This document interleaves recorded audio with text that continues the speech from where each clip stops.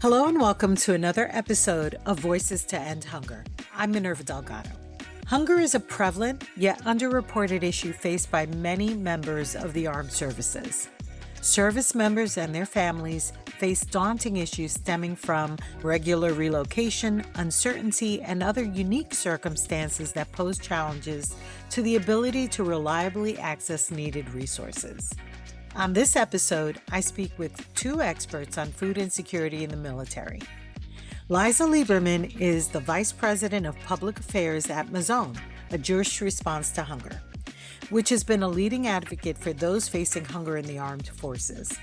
And Megan Rowley, who helped establish a food pantry at Joint Base Anacostia-Bolling and has firsthand experience working with these families as they seek assistance.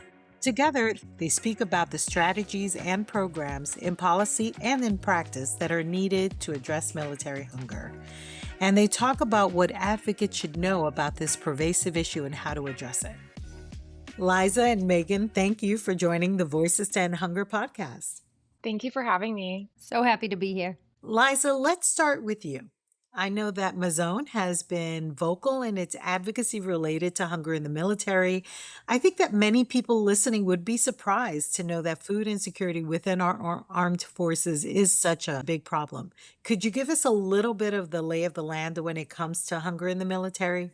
Yes, and thank you again so much to my friends at the Alliance to End Hunger and Megan. It's so lovely to be here with you. I'm really so grateful that you guys are elevating this issue and highlighting it on your awesome podcast, because it really is something that we at MAZON have been working on for years. Many in the anti-hunger community have been catching on. This is a problem, and the military community, of course, has known, and military families themselves has known for a really long time that this is a growing issue. MAZON has been studying this issue from as far back as 2012, and even before that, there were lawmakers in the early 2000s, even the late 1990s, including Senator John McCain, who were talking about the optics and the concerning optics of military families on food stamps. And I'm concerned that policymakers have not yet addressed the full issue. We still don't like the optics of military families getting SNAP. We don't like it even more when they're potentially eligible and not able to get SNAP, which we can certainly talk about. But also we know that military families are going to food pantries around the country. They are in need of support. Now we know that by the Department of Defense's own estimate, almost a quarter of military families are struggling with food insecurity. And I look forward to hearing the great work that Megan is doing. But to us, this shows obviously an immediate need, but also a systemic problem that there's something wrong here. If these people are facing such food insecurity and needing to buy get their regular groceries from a charitable organization in their community, we know that food pantries and direct service providers are operating on or near every single military installation in this country, which again to us is a symbol that there's a need. There's a great need. And these people, we can talk, I'm sure, about the stigma and pride in those communities and how people do not want to call attention to their situations. Most anyone does not want to call attention to their situations when they're in a food insecure situation, but especially these families, that when they're concerned that it might affect their promotability, it might affect their careers.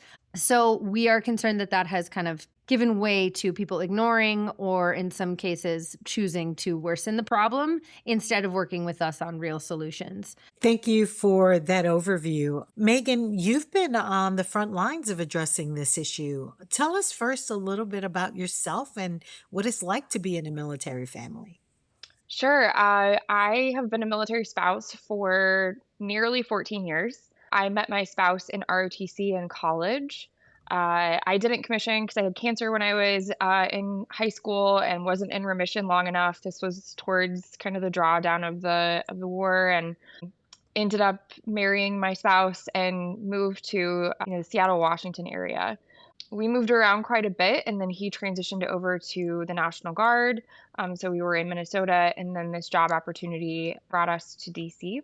And I can tell you, no matter where you are, there's kind of unique challenges in these different pockets of the community. And in Washington State, it looked very different than it did in Texas. And in Texas, it looked very different than Georgia, and Georgia, Minneapolis.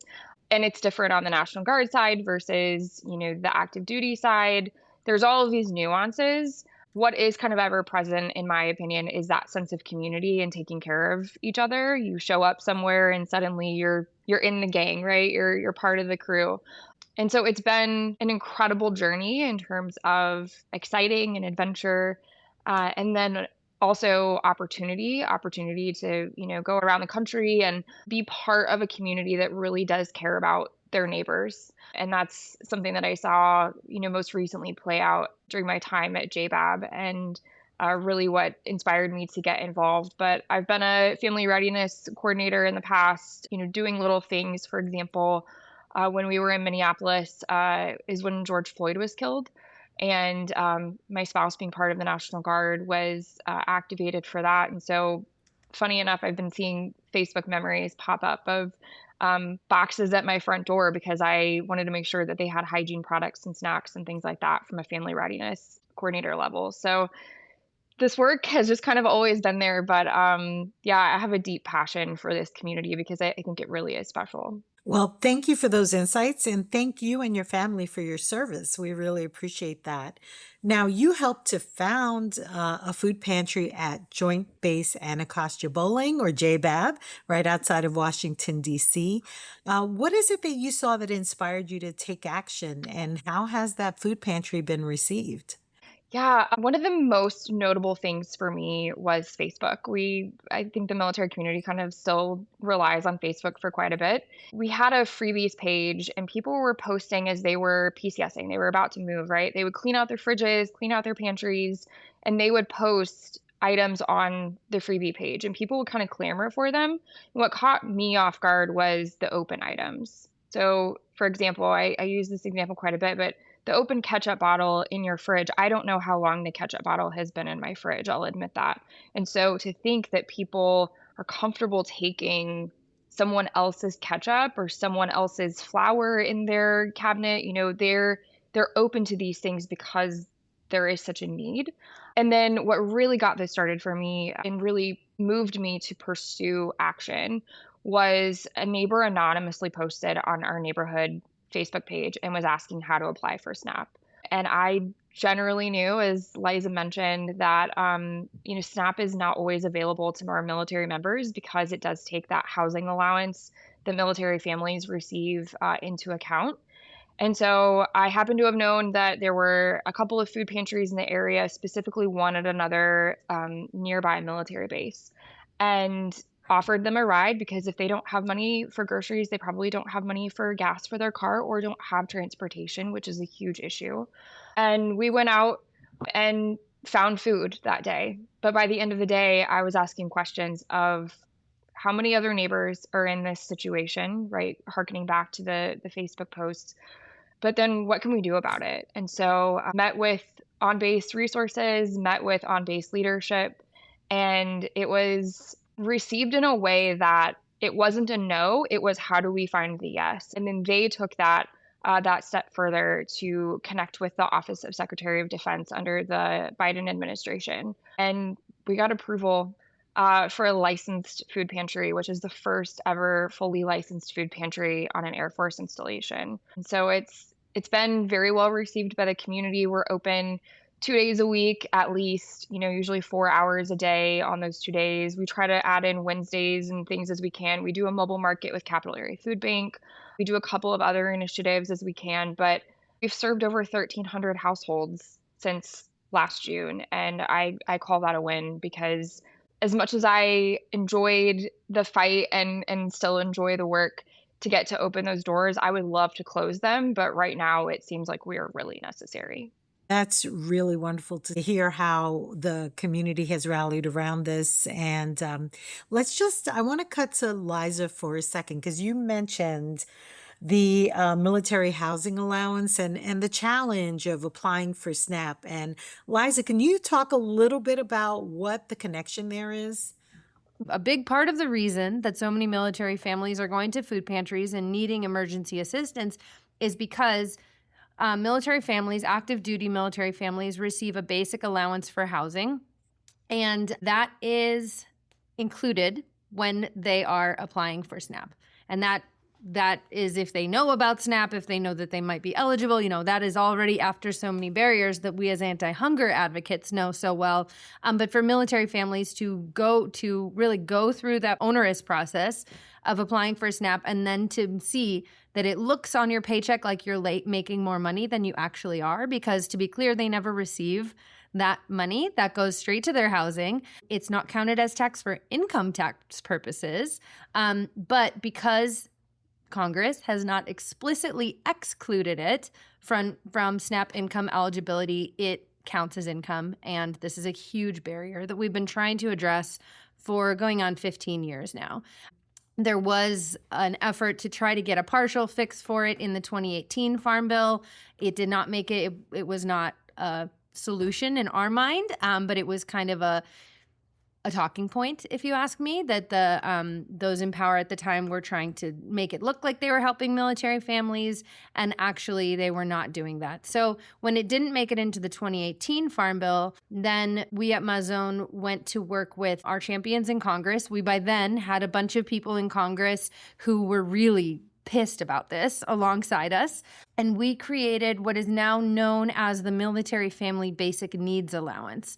And we envisioned it to be something that would not be through the base chain of command, and military families would be able to automatically understand that they might be eligible for this. And it has not exactly been operationalized in the way that we had hoped. And we are still pushing them on that in the context of the National Defense Authorization Act. So it is very frustrating that this problem persists. In some case, it has gotten worse. I will say that there is more understanding now about it at some of the highest levels of government. Whether or not they choose to adopt our proposed solutions is another story. But at least there have been some really powerful press pieces. There have been amazing advocates coming out of the woodwork to talk about this issue and the injustices. But the problem really persists, and this fight is far from over. Megan, what stories are you hearing from those impacted by hunger on base? And are there common themes? I know you've mentioned a few when it comes to some of those root causes of hunger, specifically within military families. Sure. So for context, we've weathered 2 government shutdowns since we opened last June. I remember a friend said to me on the phone, and it literally made me cry. Thank God you exist. Thank God you worked so hard to get this going and did in June so that you could be ready for this shutdown. We went from serving a number of people per week, and then the next week we were serving 7 times that.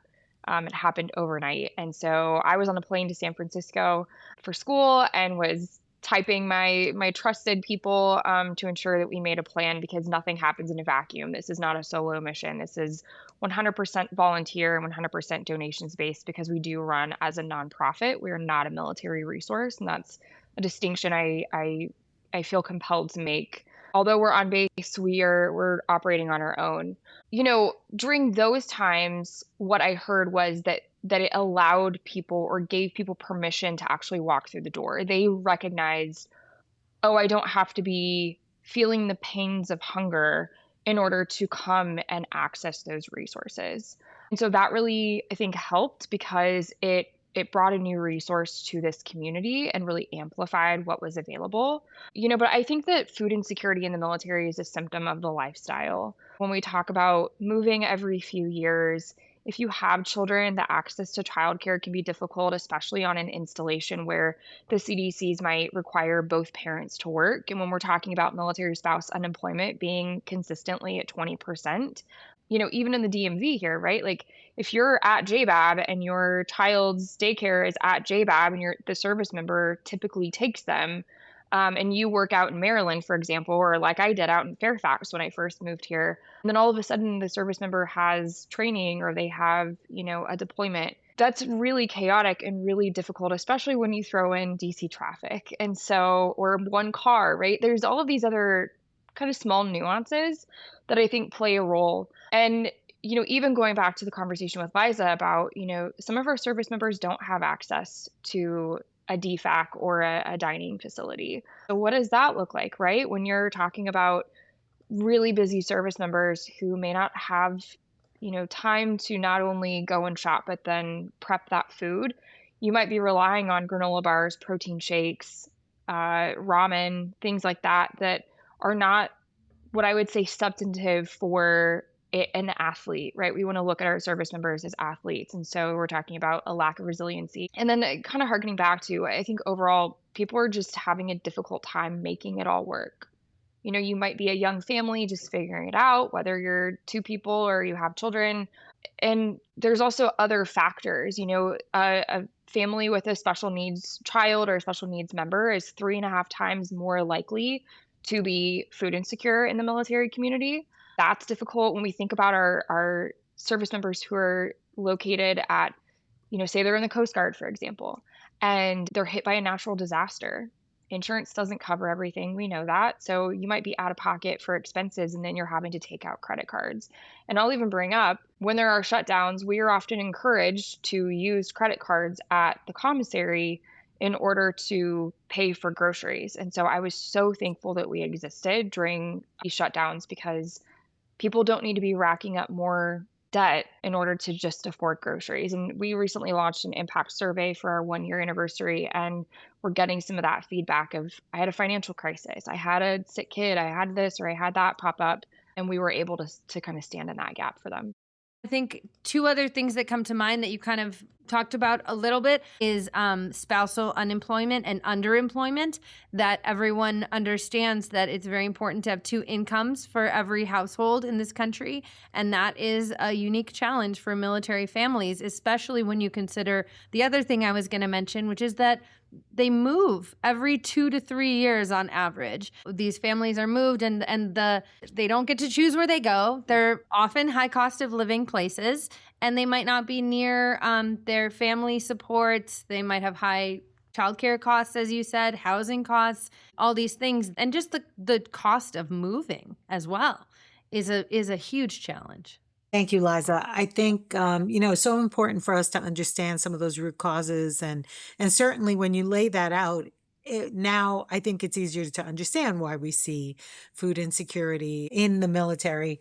Let me turn to you, Liza. I know we talked a little bit about the importance of having some policy changes to make SNAP more accessible. What other policy solutions are you looking at, is MAZON looking at in terms of this issue? Yeah, so we continue to urge Congress and work with champions in Congress to fix the SNAP, the BAH fix, we call it, for SNAP. So there have been bills introduced in both chambers, bipartisan bills in almost every Congress. And this would address the fact that the BAH counting as income for SNAP remains a barrier. We are now also trying to address that in the Military Family Basic Needs Allowance, making sure that for that benefit, that the basic allowance for housing is not included as income for that benefit as well. There are several things that a willing administration could do to also improve access to these programs, and we frankly are not having those conversations right now with this administration, but we would very much welcome those conversations and think they're very important. I also will say, and this is maybe a little bit of a tangent, gets us into another issue, but there are a lot of related issues related to veterans, obviously. So we have some suggestions, for instance, that when a service member transitions to civilian status, there's a lot more that the administration and the agencies can do to socialize the issue and to softly or perhaps not as subtly make sure that people understand that and address the stigma issue, this persistent stigma that we see, that there are these programs that exist. This is how you access them. You might be eligible someday, and we want to make sure that military families and veterans are aware of these programs before it's a moment of an emergency. They need to be aware of them. They need to know that this is not for someone else. This could be for you someday. We want you to know that if you need it someday, here's how you access it. Here's what you do. Thanks, Liza. It's so important to think about those policy solutions and really appreciate MAZON's leadership in this area. A question for both of you. So you mentioned stigma, but what other unique barriers are there to advocating for food assistance within the military? I feel like there should be more outrage and certainly more knowledge about this issue of hunger in the military. I will fall on my sword here and say that I didn't know military food insecurity existed until I was at least 10 years into being a military spouse. And I think that's very telling because now I'm part of these conversations. And so people have a trust in me, and that took time to build that community trust. But I think part of it is just we don't know what we don't know. And there's so much going on in this lifestyle that you can't know everything. But I think again, like I spoke of earlier, there are these barriers in terms of, just a transportation, for example. I remember my husband being, a student, and we shared one car, and that can be really difficult to figure out at times. And again, especially if you're in a space like the DMV, where we have a ton of different bases around here, jobs can take you 45 minutes to an hour away, childcare, wherever that is. And so I think that's a big hindrance. But I think also just the unwillingness to have the conversation at times, whether that's the individual, being unwilling to have the conversation and either ask for help or find the help, leaders not necessarily being receptive to those conversations, or again, not knowing where to send people or what to do. And so oftentimes what I see happening and what I'm hearing behind the scenes from those who are impacted is it's an immediate referral to financial counseling. And so then it's framed as just a financial issue, which can also feel like they're finger pointing at you, versus how do we help you in the moment and then also provide those extra resources through financial counseling, education, employment assistance, all of those other things. But if someone is hungry or someone is struggling to access something that's vital for them, they can't really then go and be talked at in terms of be giving education. So I think that's something that's really important, is we need tangible resources. And again, that's why I'm so grateful that we worked hard to be on base. We knew from the get-go that was going to be difficult. We knew it was going to be a challenge. We also knew that there would be some barriers to it. But if that young family can't afford a second car, they can walk to us. If a neighbor is going to the mobile market, they can get their neighbor something. I mean, it's very community focused, and I think that's important. So yeah, the stigma is big, but I think we're getting there. Like I had mentioned earlier too, people granting themselves permission during a shutdown to walk through the doors was really eye-opening and good to see. Liza, same question for you. What unique barriers are there to advocating for food assistance within the military? I really appreciate this question. I think that there are some unique barriers and there are some really familiar barriers for anti-hunger advocates. I think there is a misunderstanding. People think that this crisis, what we know as a crisis, is really just a matter of personal financial management. And these are people not managing their money well and making bad decisions and buying new cars and gaming systems and all these tropes that we've heard in the halls of Congress and in the media and on social media, of course.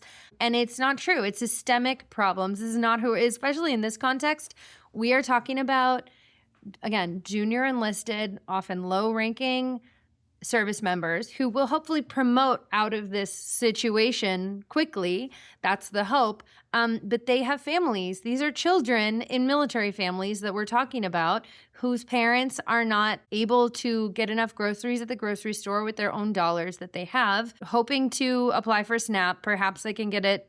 More likely they cannot. And going to food pantries and needing emergency assistance.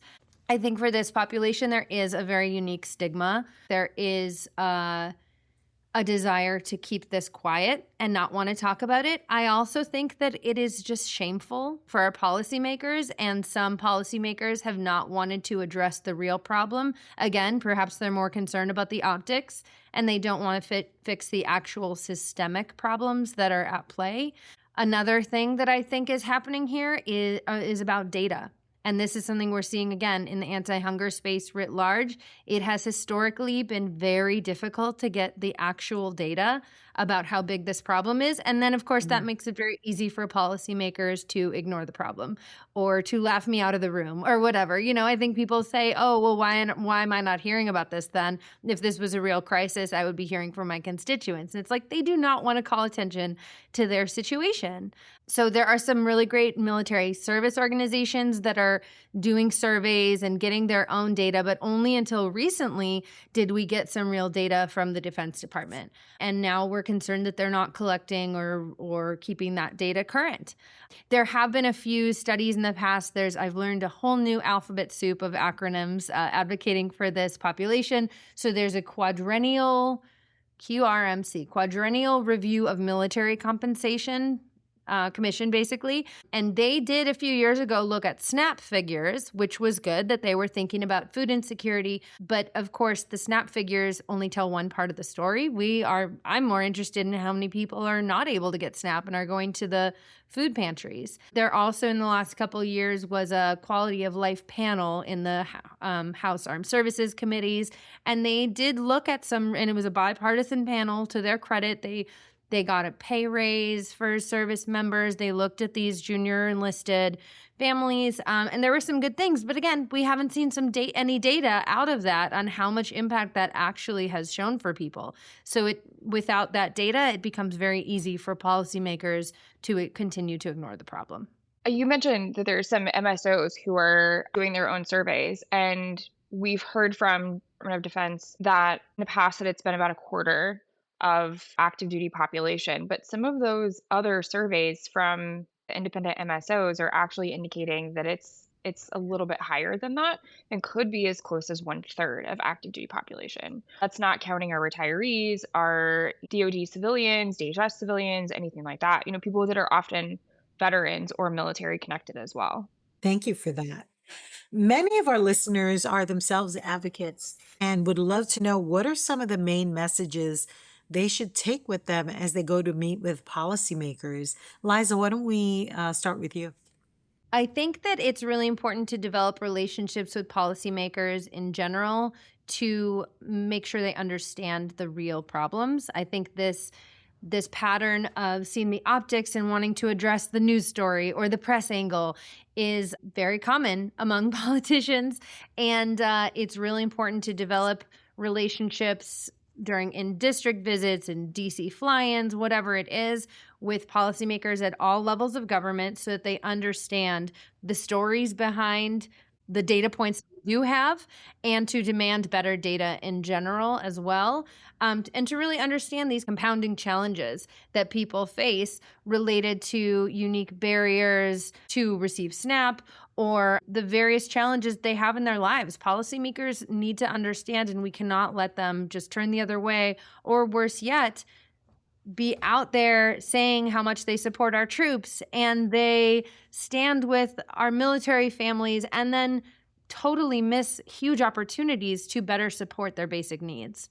So we have a lot of materials on MAZON's website. I'm happy to flag that. We work with a lot of partners in the anti-hunger community as well as the military and veteran service organizations. And I think that we need to get those communities together as much as we can to make sure that we understand the unique challenges of these military and veteran families, but also how they are part of the greater hunger crisis in this country, and that there is so much more we can be doing to support all Americans in need. Thanks, Liza. Megan, would you add any points around messages that folks should take to their policymakers? Yeah, I want to hone in on the sacrifice element. Our military members and their families really do sacrifice a lot. I can think about my own experience in the military community. And if we want strong, healthy, resilient service members and adaptable families, there are just some basic things that we need, right? We need decent housing that's not full of mold or other hazards. We need clean water, thinking about my friend who is impacted by the Red Hill crisis, and we need food.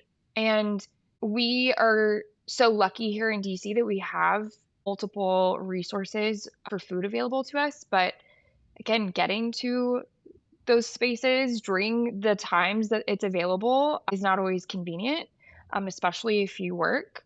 And then thinking about it's not sustainable and consistent in the sense of, you might have a really great resource here in DC, but if you are suddenly stationed in South Dakota, do you have the same access to things there? And again, some people might say, oh, well, it's more affordable to live there, but the reality is that it's expensive everywhere right now, especially when we're talking about grocery costs. As I ordered a huge order for the pantry, and it was delivered yesterday, and I thought that money was going to go a lot further than it did. And so we're experiencing that. We know that our families are experiencing that. And then circling back to the SNAP conversation, I read a study back from 2023 that was backed by the USDA at that point and suggested that if military members were able to access SNAP the same way that civilians were, this would account for roughly 80% of military poverty. And that blew my mind and also made me really upset with our policymakers because I see day in and day out just how much this community sacrifices. And it's often on the shoulders of military spouses to not only go and get food, but then prepare it or figure it out. And thinking about our service members who don't have access to dining facility. I mean, it's all encompassing. And so I really do urge people who are advocating, like Liza said, you can't in one breath say support our troops and then not actually support feeding, housing, giving clean water to our troops. One of the best ways to honor the sacrifices that families like yours are making is really to address their basic needs, right? People shouldn't have to worry about putting food on the table when they're a part of a military household. So thank you for that. How can listeners learn more about these issues and support the work that you're doing? Liza, why don't we go to you? Well, I will once again plug the materials of MAZON, A Jewish Response to Hunger. Our website is mazon.org. And get in touch with us. Let us know how we can help support local efforts to bring this to policymakers, bring these stories to the media when appropriate, support the families in need, and support the systemic issues that are at play. We have some wonderful partners at the national level, and then amazing people like Megan who are in their communities doing the work. And we need more policymakers to join those efforts and to be serious about policy barriers and not missing any opportunity to address those barriers. Thanks. Megan, how can folks support the work that you're doing? Sure. So if people want to find us, we are on Instagram. We do not have a website yet. That is my year 2 plan. But we are on Instagram. Our handle is at JBAB Food Pantry. So it's JBAB Food Pantry. And then if you're a military family in the National Capital Region or you're military connected and you would like to learn more, harkening back to the beginning of the conversation, we survive on Facebook, and we have a Facebook page, and that's the JBAB Top 3 Food Pantry. That's our sponsoring organization, and people can join that. They do need to have a military affiliation or JBAB affiliation, either or, in order to join that, just because we are sharing a lot of resources and things like that. And I can tell you from the shutdown, we got a lot of interesting spam and people trying to join, but hoping that in year 2, we can set up a proper website. We have an Amazon wish list, which is connected in our Instagram bio. Yeah, and you can always find me there. I'm happy to engage in conversation with people on other ways to help. Awesome. Thank you. Finally, is there anything else our listeners need to know as they walk away from this conversation that maybe we haven't discussed? Liza? Yeah, I would say that we at MAZON, and I think increasingly other advocates, are seeing this military hunger crisis as an issue of readiness, retention, and recruitment. We've been saying that for many years. I think it feels very important to center that today as we're facing new challenges, new geopolitics, and new generations of people who are hopefully going to serve in our armed forces and hopefully can do that in a way that their families have what they need, and that we are setting those people up to defend our country or whatever it is that we need so that our country can thrive, and we can make sure that all those needing food for their families, for themselves, are able to have the food that they need. It sounds so basic as I'm saying this, but this is literally what's at stake. There is talk about a military recruitment crisis. We want to make sure that there is talent in the armed forces. I think regardless of how you feel about the newest war of the day, I think that is a pretty basic statement, that we want to make sure that the smartest, most capable people are serving our country. And we want to make sure that we're taking care of those who give the utmost sacrifice for our country. So I think this fight is far from over, and we are going to continue to talk about this until it is fixed, and that no one, including military families, including veterans, including anyone else, faces the pain and indignity of being hungry in this country. Thank you, Liza. Megan, what are your final thoughts? Definitely echo some of those sentiments in terms of finding ways to support, thinking about the current climate, but also, the things that we're engaged in as a country, right?